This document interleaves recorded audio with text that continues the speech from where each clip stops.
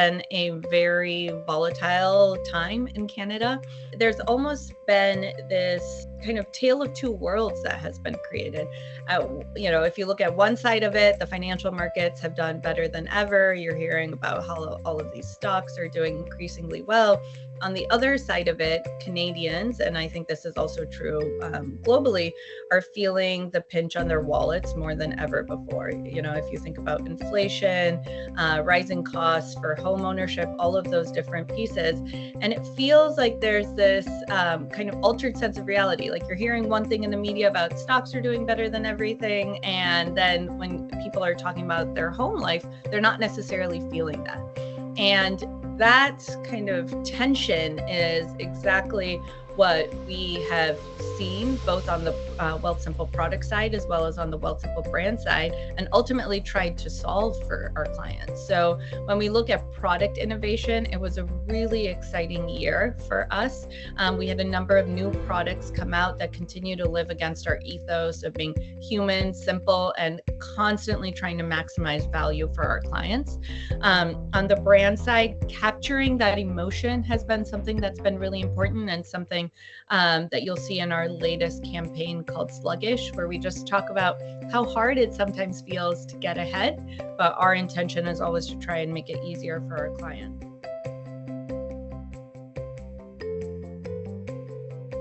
Very early on, Wealthsimple actually did something that most brands don't do. They invested in an editorial arm of our business called Wealthsimple Media, which is independent reporting on what's happening within the financial markets and what our consumers are feeling. What we've focused on in 2024 was continuing to expand that. And I think that, again, reinforced the fact that ultimately, if you look across what's happening in Canada, we have a really deep understanding of the financial landscape and what our clients are feeling. So that included launching a new podcast, a number of client events where we actually got across the country, including Vancouver, Alberta, some of these markets that we haven't necessarily done events in before, and got to know our clients there, better understand what's important to them, meet them, and really try and get a sense of what's important to them. Our focus has expanded beyond just the app to really focus on our web experience as well. As we've had so much growth in our client numbers, we're seeing a number of clients really come to us and saying, hey, I use your experience across device, and I need help to be able to do that in a more effective way. So that's been something that has really expanded. I truly believe that we are the smartest place to trade now in Canada, and that has been due to a number of innovations within our self-directed investing product. Wealthsimple is always trying to do two things. One is outsized value for our clients. We like to buck the trend in the industry, which we feel like a lot of times is about creating friction for clients and basically profiting off of that, and ultimately focusing on how much value we can create for our clients. And then second, being choice. Our clients know their lives best, and giving them opportunities to tailor their Wealthsimple experience based on what's right for them is really important to us.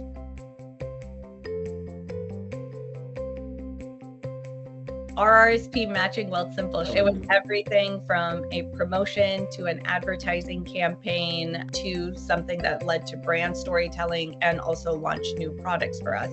And it was really focusing on us offering a matching contribution to folks' RSP contributions that they made with us. We really think about education as advertising, and making sure that we offer value to our clients in that capacity.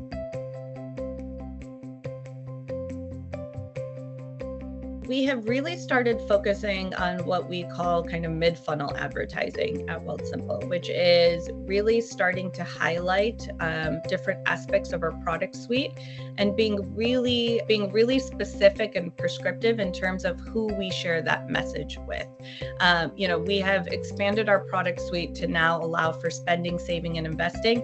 That's a lot of products to talk about with all of our clients. So getting very tailored in terms of how we approach that and reinforcing over and over again to our clients that these are all of the products that we offer, and ultimately here's how you can use them. So a lot of our advertising was much more educational, thinking about actually developing content guides, elements like that, that we then distributed through traditional advertising channels to help our clients better understand how to use our products. I think we are sticking to a lot of the same channels, large kind of digital channels, where I think we are starting to see a lot more innovation happen in the broader media landscape, and then how we're thinking about it at Wealthsimple is really, again, at that mid-funnel advertising level. How do we actually convince people on a rational level that Wealthsimple is the right place for them?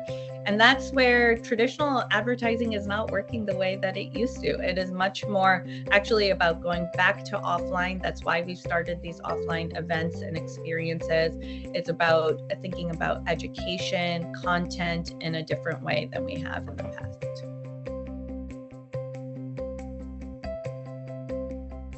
It is an emotional connection. And I think that is why it is so important for Wealthsimple to always make sure that we continue to invest in that highest order brand storytelling, because ultimately, if we can demonstrate to Canadians that we understand the sentiment and the feelings that they have on a daily basis when it comes to their financial well-being, then they are more apt to be receptive to when we're telling about new products, when we are telling them about different growth promotions.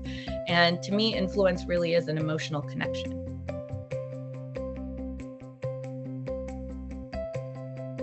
I would say engagement and empathy would probably be the top two drivers. And then being bleeding edge when it comes to technology innovation. That's something that we hear over and over again, that we, the type of innovation that we're offering has really revolutionized what people expect from their financial institution.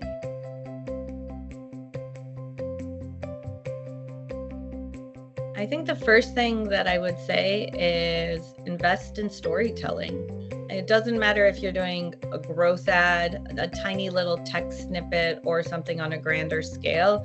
Storytelling is ultimately what connects, and going the extra mile and making sure that you find that kernel will end up reaping benefits if you're thinking about CAC or on the higher level kind of brand side. The other piece that I would say is know your consumers on a deeper level. I think we've become so data centric, and I know I'm talking to Ipsos right now, data centric in terms of how we think about customer research, but that layer of a qualitative understanding on top of that is absolutely crucial. Talk to your customers, talk to people that hate your brand, make sure that you really, really understand the why behind the answers that you get.